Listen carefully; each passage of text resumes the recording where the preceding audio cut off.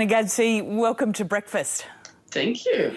Hey, congratulations on the new show. I was an early convert to Nanette, so it didn't surprise me that I loved Douglas.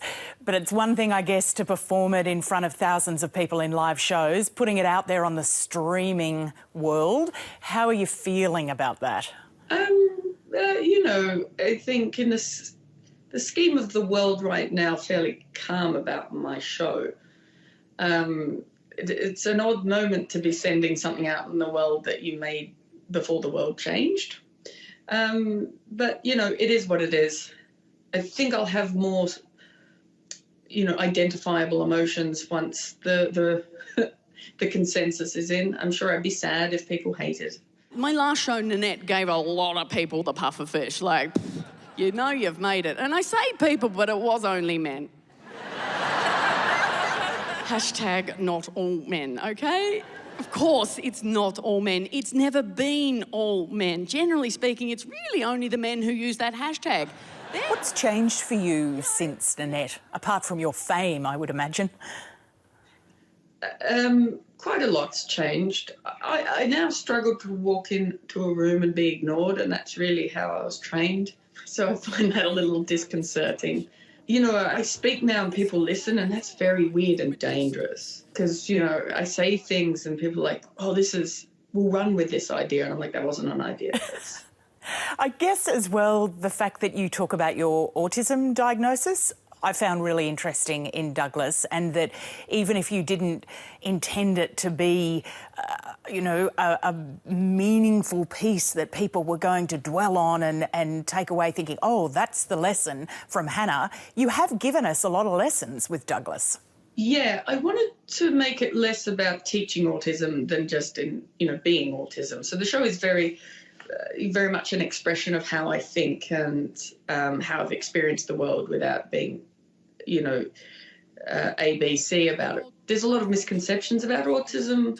There's a lot of unhelpful ideas out there, and I did restrain myself from just going a bit heavy-handed on it. But they're there if you want to learn. I think it's there, but people don't always want to learn, so screw them. This is how she began the lesson. She said, imagine a box. And I could do that. I was gifted to a point. Visual thinker, good box, solid, three-dimensional, nothing fancy, but there. And then she said, a preposition is a word that explains your relationship to the box. And that's when my thinking just fell apart, because I thought, I'm related to a box? Hannah, can I just ask you about one of the scenes in Douglas that I loved, which was when you were having that interaction with the teacher about the box and whether something was in the box or around the box. Was that what school was like for you sometimes, not realising that it was your autism in a way that was driving those kinds of responses? Yeah, look, it didn't stop when school stopped either. That still happens. Because I have a literal thinking brain, and I sometimes latch onto the wrong ideas. People sort of think I'm being funny half the time. They go, oh, ha, ha, ha. I said just yesterday in an interview, I said, they said, what are you doing? And I said, I'm learning piano. And they said, oh, what are you learning? And I said, the piano. But they all meant what song? But they're like, ha, ha, funny joke. And I'm like, oh, no, that wasn't a joke. So it's just my experience in life. But since diagnosis, it means I hide it less and I just can laugh at myself more because I understand it. It was a bit confusing before that. What do you hope audiences will take away from Douglas? Honestly, I hope that they can take away that people on the spectrum can speak for themselves. We're not, and my dog can bark. Yeah. You've got a few dogs, haven't you? I've got to. Yeah. We fight about whether or not people with autism can speak for themselves all the time. I think ultimately that I really like that it opens up a conversation as opposed to people having ideas and opinions about people with autism. The people on the spectrum who watch that can recognise something of themselves in it and maybe give them a bit more confidence to sort of, have pride in their identity and the way that they think about the world. That would be nice. And I've happily taken on a lot of your wordage. There's a lot about your language I like, America. Like arugula, yes please. And aluminum, yes. We have the same word, but we say aluminium. Why would you say aluminium when you can flirt it? Aluminum. Stop it, America.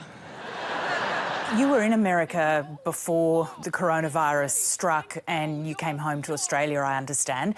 How has isolation been for you?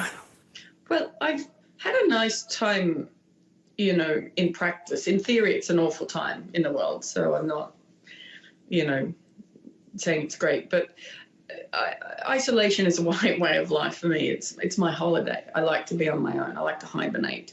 So it's, you know, and I'd just come off the back of a world tour, so there's a level of exhaustion I had to deal with. So it's treated me fairly well. I've also got the luxury of having recent success, so that means I'm financially secure for the moment. And I believe that is really what drives whether or not someone is able to cope with, you know, this moment. Hannah Gadsby, thank you very much for joining us. My pleasure.